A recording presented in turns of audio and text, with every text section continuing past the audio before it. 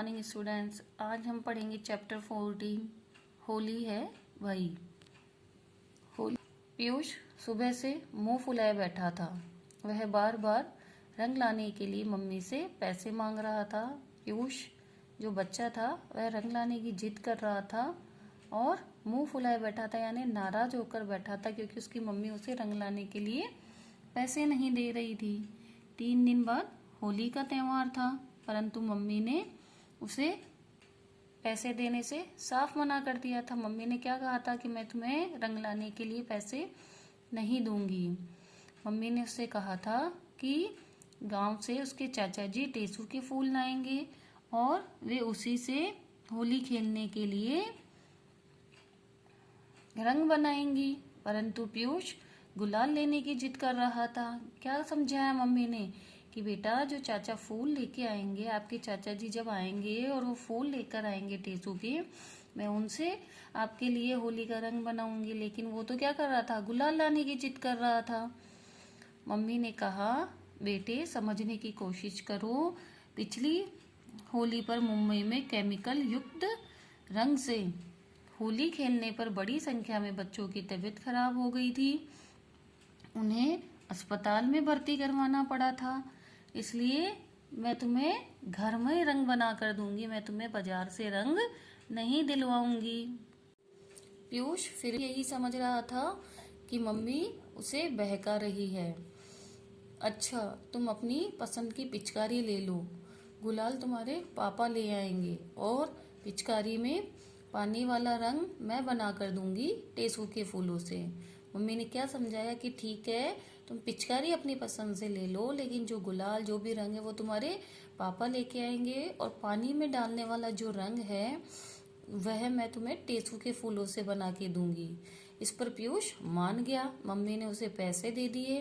वह अपनी छोटी बहन रचना को साथ लेकर चल दिया। अभी वे गली में ही निकले थे कि किसी ने पानी से भरा गुब्बारा फेंककर उनकी पीठ पर मारा। क्या हुआ, जैसे वे घर से निकले उनकी पीठ पर किसी ने पानी से भरा गुब्बारा मार दिया। उसने घबराकर पीछे देखा। 4 लड़के पानी भरे गुब्बारे लिए खड़े हुए थे। वे उन पर हंस रहे थे। तभी उनमें से एक ने एक गुब्बारा रचना की ओर फेंका। गुब्बारा लगने पर रचना रोने लगी। पीयूष को भी बहुत गुस्सा आया, परंतु वह क्या कर सकता था। इतने में ऊपर छत से किसी ने उन लड़कों पर गुब्बारा मारा और वे भाग गए। क्या हुआ, जब वे पिचकारी लेने निकले तो कुछ लड़के खड़े थे और उन लड़कों ने पानी से भरे गुब्बारे लिए हुए थे, तो वे सभी को मार रहे थे। उसने पीयूष को भी मारा और वह घबरा गया, और जब रचना को मारा तो वह रोने लगी। और इतने में ही छत से उन लड़कों पर किसी ने गुब्बारा फेंका और वे भाग गए। पीयूष रचना का हाथ पकड़े भागता हुआ आगे बढ़ा। जगह जगह यही हाल था। क्या हुआ, अब वह हाथ पकड़कर भाग रहा था। उसने देखा जगह जगह कोई गुब्बारा मार रहा है, कोई पिचकारी से रंग चला रहा है, सभी जगह यह हाल था। रचना बोली, मम्मी कह रही थी ना कि होली के दिन सोच समझकर घर से बाहर निकलना चाहिए। मम्मी उसको समझा रही थी, लेकिन वह तो नाराज होकर बैठा था। इसलिए उसकी बहन क्या बोली, मम्मी हमें समझा रही थी ना, लेकिन आप नहीं माने। अब तक वे बाजार आ चुके थे और फिर क्या हुआ, वे बाजार में पहुंच गए। पीयूष ने अपनी पसंद की पिचकारी खरीदी। एक छोटी पिचकारी उसने रचना के लिए भी ले ली। अब वे घर लौट चले और वहां से वे घर के लिए लौट चले। इस बार वे रास्ता बदल गए थे। क्या हुआ, इस बार उन्होंने क्या किया, अपना रास्ता बदल लिया, उसी रास्ते से नहीं आए जिससे वे गए थे। सो पानी के गुब्बारों से वे बच गए। मम्मी देखो मेरी पिचकारी, पीयूष हर्ष से चीखता हुआ बोला। क्या बोला पीयूष, हर्ष से यानी खुशी से चीखता हुआ बोला कि मम्मा देखो ये मेरी पिचकारी है, मम्मी देखो मैं कितनी अच्छी पिचकारी लाया हूँ। मेरी भी। उसी भाव से रचना भी बोली, वह भी चीखती हुई बोली कि मम्मी मेरी भी देखो। मम्मी मुस्कुरा उठी, बोली लाओ इन्हें मैं रख देती हूँ, कहीं होली से पहले ही टूट फूट न जाए।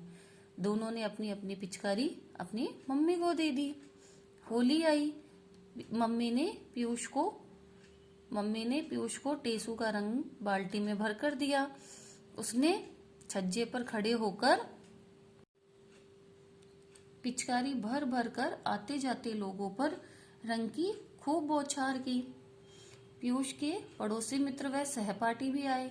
पड़ोसी मित्र जो उसके पास में रहते थे और सहपाठी जो साथ पढ़ते थे, वे सभी मित्र उसके पास आए।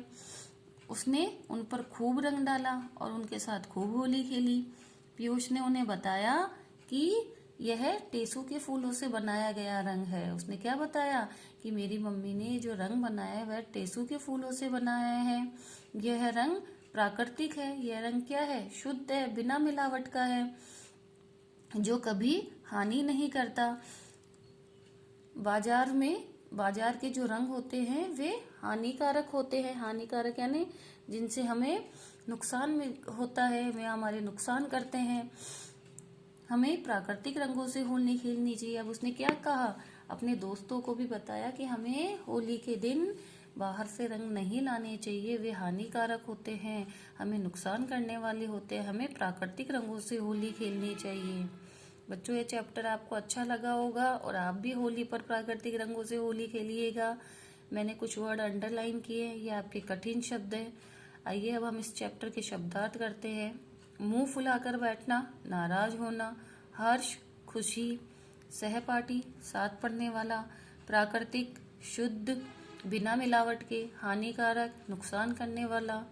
बच्चों, ये शब्दार्थ आपको अपनी नोटबुक में लिखने हैं और साथ ही इन्हें लर्न भी करना है। ओके बच्चों।